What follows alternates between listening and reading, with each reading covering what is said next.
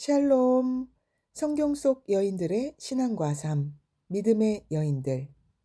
가난한 과부, 믿음으로 재물을 다룬 여인.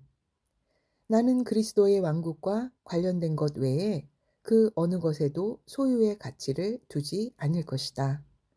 만약 내가 가진 어떤 것이 그리스도의 왕국의 보탬이 된다면 내가 영원토록 나의 모든 소망을 걸고 있는 분의 영광을 위해 그것을 내어놓기도 하고 가지고 있기도 할 것이다.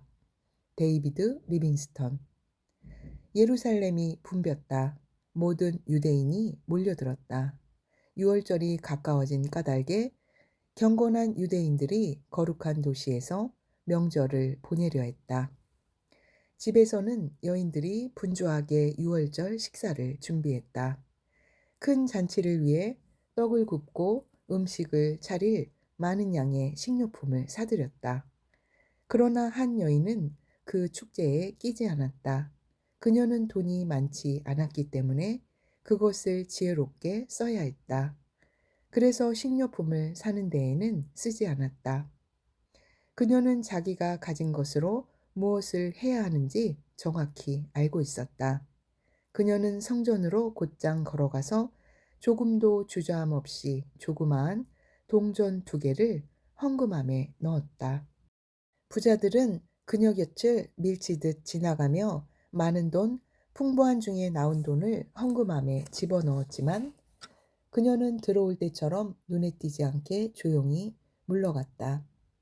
그녀가 과연 눈에 띄지 않았을까? 예수님께서는 그렇지 않았다. 예수님은 성전 안에 계셨다. 예수님께서 아버지의 집을 방문하시는 것도 얼마 남지 않았다. 며칠 있으면 성전 광장 맞은편에 있는 동산에서 붙잡혀 십자가에 달리실 것이다. 중요한 일이 일어나려 했다. 역사상 가장 의미심장한 일이 벌어지는 순간이다. 그렇지만 예수님은 하나님께 동전 2입을 드린 한 가난한 과부를 눈여겨 보셨다. 예수님은 사람들이 헌금함에 돈 넣는 것을 보고 계셨다. 부자가 돈을 많이 집어넣는 것을 보셨다. 그것은 좋은 일이다. 하지만 그들의 헌금은 그들의 풍요한 재산에 비하면 아무것도 아니었다. 그러던 중 한 과부가 왔다. 예수님은 그녀가 드린 2렙돈이 그녀의 전부라는 것을 알고 계셨다. 그녀는 사랑하는 하나님께 세상에서 가지고 있는 소유 전체를 드렸던 것이다. 그 동전은 성전의 비용을 충당하는 데에는 터무니없이 부족했다. 동전 2개로 무엇을 살 수 있겠는가? 예수님은 그녀의 헌금이 너무도 귀해서 제자들의 주의를 집중시키셨다. 그리고 이 가난한 과부는 헌금함에 넣은 모든 사람보다 많이 넣었도다. 그들은 다 그 풍족한 중에서 넣었거니와 이 과부는 그 가난한 중에서 자기의 모든 소유, 곧 생활비 전부를 넣었느니라 말씀하셨다.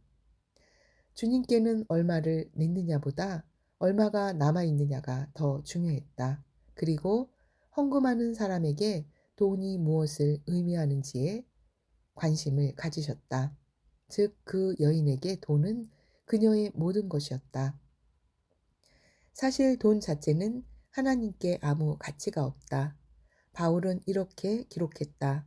우주와 그 가운데 있는 만물을 지으신 하나님께서는 천지의 주제자시니 손으로 지은 전에 계시지 아니하시고 또 무엇이 부족한 것처럼 사람의 손으로 섬김을 받으시는 것이 아니니 이는 만민에게 생명과 호흡과 만물을 친히 주시는 이심이라. 하나님은 헌금보다 그 동기에 관심이 있으시다. 그분은 사람이 돈을 꽉 쥐려 한다는 것을 아신다. 사람들은 하나님께서 건강과 바른 마음 그리고 은혜를 주셔야만 돈을 벌 수 있다는 사실을 종종 잊는다. 그리고 내 돈으로 내가 하고 싶은 것을 할 수 있다고 생각한다. 하나님께 돈이 필요해서 사람들이 헌금하기를 바라시는 것이 아니다. 하나님은 단지 사람들이 돈을 올바로 사용하기 원하신다. 어떤 사람이 하나님께 자기의 재산을 드리면 하나님은 그가 하나님을 사랑하기 때문에 드린다는 것을 아신다. 그가 모든 것을 하나님과 나누기 때문이다.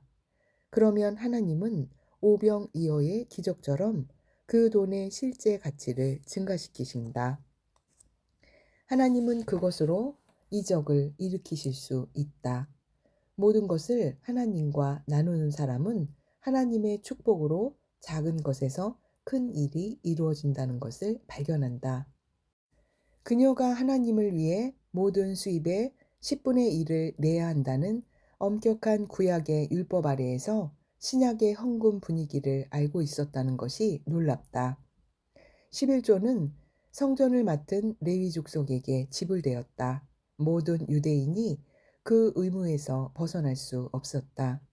심지어 레위 족속까지도 자기들이 받은 돈의 11조를 다시 내야 했다. 그러나 신약시대에는 달랐다. 그때는 엄격한 규제도 정해진 금액도 없었다. 헌금의 동기는 율법이 아닌 사랑으로 다스려졌다. 그리고 그 사랑은 율법의 제한을 받은 자발적인 표현이 되어야 했다. 이러한 원리를 따르는 사람은 주는 기쁨을 누린다. 그래서 신약시대의 사람들은 정기적으로 그리고 겸손하게 드렸다. 그 여인은 하나님께서 아들을 세상에 내어주시려는 것을 알고 있었을까? 그 위대한 사랑을 알았을까? 그것이 완전한 헌신으로 하나님에 대한 자기의 사랑을 증명하려 했던 이유일까? 그녀는 헌금이 부자들에게만 허락된 특권이 아님을 알고 있었다. 가난한 사람에게도 기회가 있었다. 가난한 사람이 자기 소득에서 드릴 수 있는 비율은 부자와 다르지 않다. 실제 금액은 적지만 그 비율은 같을 수 있다. 하나님을 섬기는데 들여진 돈은 엄청난 잠재력과 영원한 가치를 지닌다. 이런 말이 있다. 천국의 돈을 가지고 갈 수는 없지만 미리 보낼 수는 있다. 과부의 두 랩돈처럼 돈은 영원한 가치를 위해 사용될 수 있다. 그런 돈은 하늘나라에 투자한 자본이 된다. 그녀의 삶이 조금만 드러난 것이 아쉽다. 그녀의 희생적인 헌금에 감동을 받으신 주님께서 어떻게 그녀를 돌보셨는지 안다면 흥미로울 것이다. 주님께서 솔로몬을 통해 이렇게 말씀하시지 않았는가? 내 재물과 내 소산물에 처음 익은 열매로 여호와를 공경하라. 그리하면 내 창고가 가득히 차고 내 포도주 틀에 새 포도즙이 넘치리라. 또한 11조를 드리는 자에게 복을 부어주시겠다고 약속하시지 않았는가? 그 가난한 과부는 자기 돈의 일부를 드리는 것으로 만족하지 않았다. 그녀는 100%를 드리기 원했다. 하나님은 결코 빚을 지시는 분이 아니므로 그녀가 받을 축복은 무한하다. 한 가지만은 분명하다.